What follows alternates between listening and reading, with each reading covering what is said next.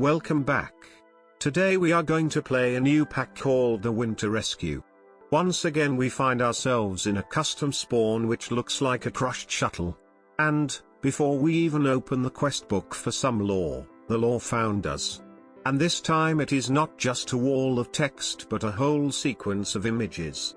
We could skip this, but I think it looks cool and it deserves to be shown, so slow down the video if you want more immersion. And finally we survived.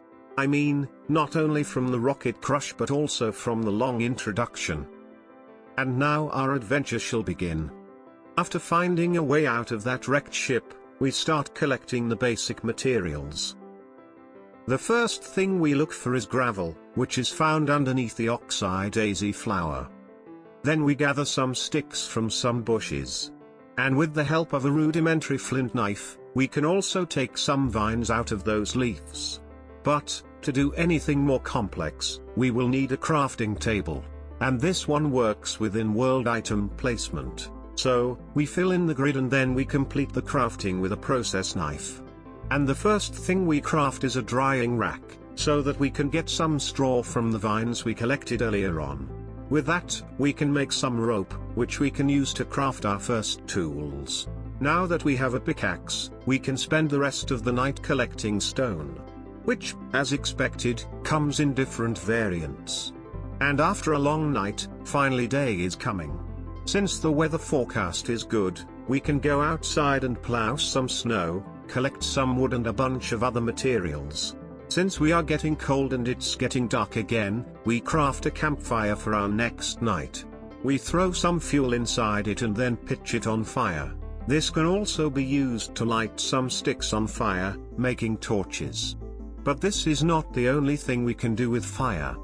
We can also make pottery cleanse, and the first one shall be used to smooth some stone. The first usage we have for stone is a 3-stump, which we can use to chop down 3 lumbers into planks, or to hammer stone into slabs. With those we can finally make our first chest, which, as you can tell by our inability to pick it up, was really needed. After cleaning our inventory, we smash some flux out of some sedimentary stone. Next, we fire that up to get some quicklime. Meanwhile, we prepare some clay buckets and fire those into ceramic buckets. Now we can fill a barrel with water and dissolve some quicklime in it. Finally, we add some sand to make mortar, and it was then that a storm caught us unprepared.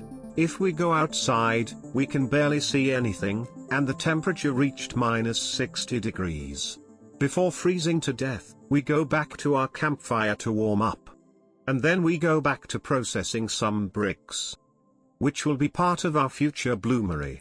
For that, we are also going to need some copper and some treated wood. Looking for new resources right now is an issue since there is a storm ongoing, so we work with what we have. Luckily we have enough materials to get a creosote funnel and some piles of logs to char. We place the funnel on the bottom of a pile of logs, and then we ignite the thing as if we were on terra firma. After waiting not too much time, the process is complete and we can gather some charcoal. But, what we were looking for at the moment was the leftover creosote oil, which we used to seal some wood planks. Those are used to craft bellows, but it looks like we also need some leather for that. Luckily the storm is now gone, so we can go outside and hunt some walking leather. But that's not ready yet. We have to first clean it up from all of the fur it had. Now that we have our bellows, we only need a couple of copper ingots. Since the weather is now good, we can go outside and look for some copper, which luckily wasn't too hard to find. The issue is turning that into a sheet. We start by panning the raw malachite ore out of the gravel. We put that in a clay jar with some charcoal. After firing it up, we can break the jar to retrieve our copper. To make a plate we just put our cold ingots on a wood anvil and smash with our hammer. No need for tedious minigames. With that, we can now craft our tuyere. However, it looks like there's something else we have to do before we can get our bloomery. The first thing is a research station so we can unlock the crafting recipe of the machine. But, even if we did that, we would have no materials to work inside it. So, instead of researching the bloomery, our first research shall be some tools that will help us find some raw minerals to work.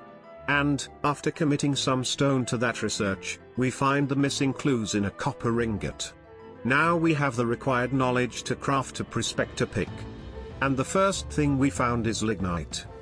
Usually that's the most useless kind of fuel, but here it can be converted into coal.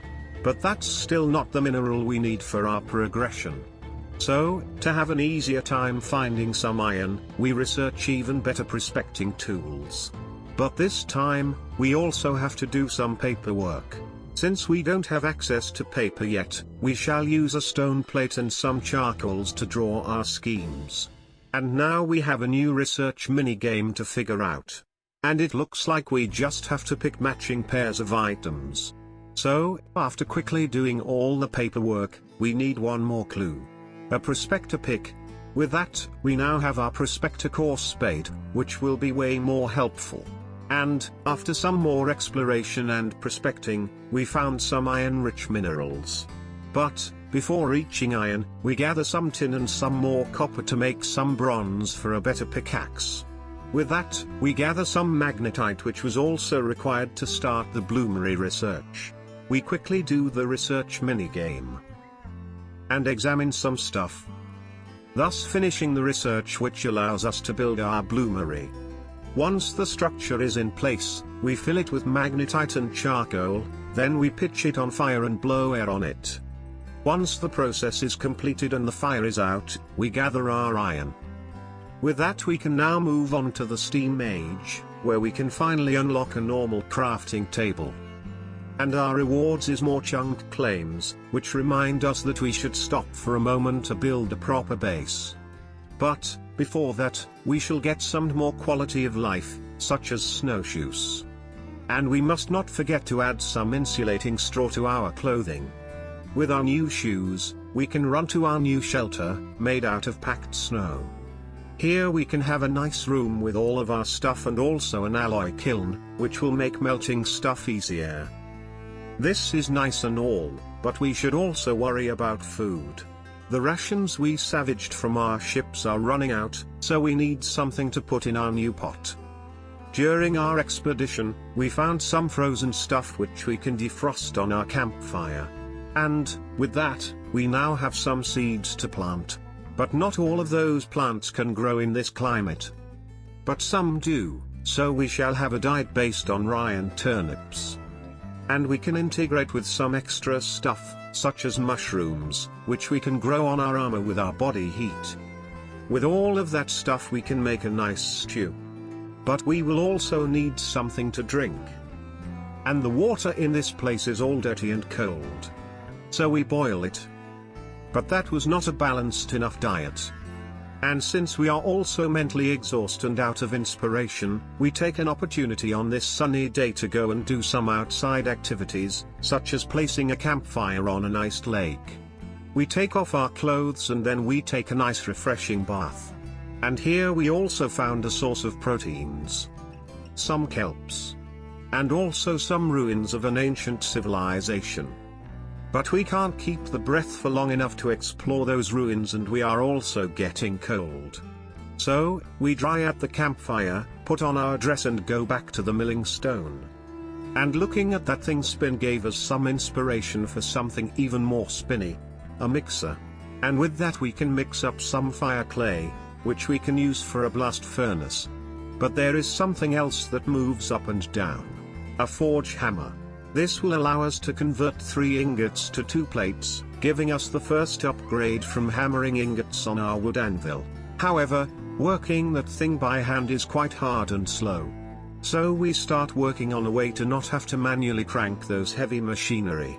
But it looks like we can't fit those schematics in our stone tablets. So we start working on something to help us with our research. And after a lot of more manual work, we managed to get some proper paper. Then we get some ink. And, with those new tools, we can finally get into researching more complex stuff. And, after an intensive studying session, we managed to fully understand how steam engines work. We studied so intensively that we also crafted one in the meantime. And since crafting more is going to be problematic, we have to use it properly. We start by laying down a burning box with a boiler. Then we add a pump and manually crank it to fill the boiler with water. Finally, we add the engine with its flywheel. Now we just add some fuel and our machine will start working. And to increase its strength we can add a pump, which, of course, can be pushed by the engine. And now we can watch our forge hammer work faster. But what we really need that power for is crafting bigger things, such as a mechanical calculator. And that is one quite heavy machine. And from that machine we get research points, which are now starting to become required to complete our research. And with those points we now unlocked or doubling. But this room is crammed and we are already rebuilding stuff too often. So we made a new room where we can keep all of our machinery. To use them, we fuel our boiler, then we manually crank the pumps until the engine starts spinning. Once it gets some traction, we engage the gears that will connect the pumps to the engine. And now we have leftover power to turn on our workshop machinery. And the machines are now going to work way faster than we were manually cranking. And work more efficiently with the better gear ratios. But making that workshop was not easy. We run into many difficulties, starting from the diseases caused by our poor diet. So we made an incubator where we start cultivating bacteria to make weird stuff that resemble chocolate that we can integrate in our diet. But that's not the only thing we made. We also set up some fish traps to get some real proteins and also some plant oil. And to keep warm underwater we can use this handy hand stove. And to finish our quality of life improvements, we also have a new water filter where we can refill our new thermos. But, to truly fix our issues, we will need to start cultivating a higher variety of plants. The main issue is that they won't grow on snow. And the dirt below is too icy to grow those crops. So, to warm up the ground in a large area, we retrieved the core of our ship and used it to build a large heat generator. And while this will make the soil more fertile, it will also burn a lot of fuel. But what matters is that we can now grow wheat. Once we have some, we can crush it into flour. That we can use for make dough. But eating that is not healthy, so we add some lime dye to make slime balls. And with those we can make some glue. Which means that we can now make contraptions.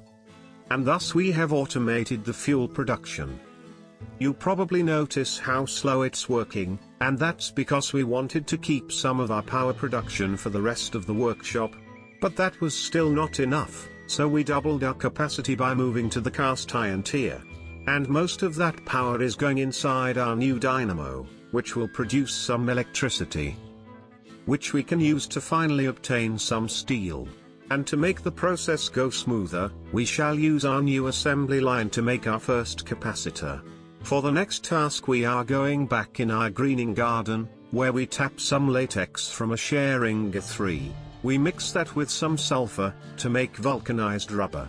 Which we can use to finally unlock mechanical belts. Finally, to complete the steam age tier, we quickly craft our first circuitry. And we shall use our first circuit for a simple electrolyzer. Which, of course, is going to electrolyze water. Or more precisely, salt water to get sodium hydroxide, and I guess the leftover gases are vented. Anyways, we wash up some bauxite and then we mix it with the sodium hydroxide to extract some aluminium hydroxide. We blast that with lava heat to obtain aluminium oxide. But to extract aluminium from that we are going to need some cryolite, which is going to be just a few more chemical steps. After quickly doing those things, we are ready to cook our first aluminium ingot. And getting there was a Grugtech tier-worthy experience. Now that we are on fire, we do not want to go back to RF machinery, so we look into a more complex heat generator. Since to complete our research in conventional ways we would need too many expensive blocks, we instead opt for fueling our research with expensive but easy to find coal. And there we have our tier 2 generator. The upgrade consists in a tank for fluids. We can add steam to increase the range and heating or water to power a heat pipe. And the first thing we shall do with that extra heat is feed a steam charger to fill our new heater vest. With that thing equipped, not even a blizzard can stop us. And after fooling around the whole night with our hot drinks, a hot sauna is what we need. That gave us a lot of inspiration, so much that we realized that, instead of wasting steam like that, we can instead feed it to a compact steam engine, which we can use to self-power our farm and have even more leftover fuel for our workshop, which is now equipped with a bending machine that can make plates, rods and wires. And now we can make a big enough batch of circuits and motors. We have motors. We have circuits. We have servo cores. Which means we can now unlock many new machines. However, with those upgrades, our factory has now hit the current end of our adventure. But fear not, we will come back when the new materials and generators will be released. Bye bye.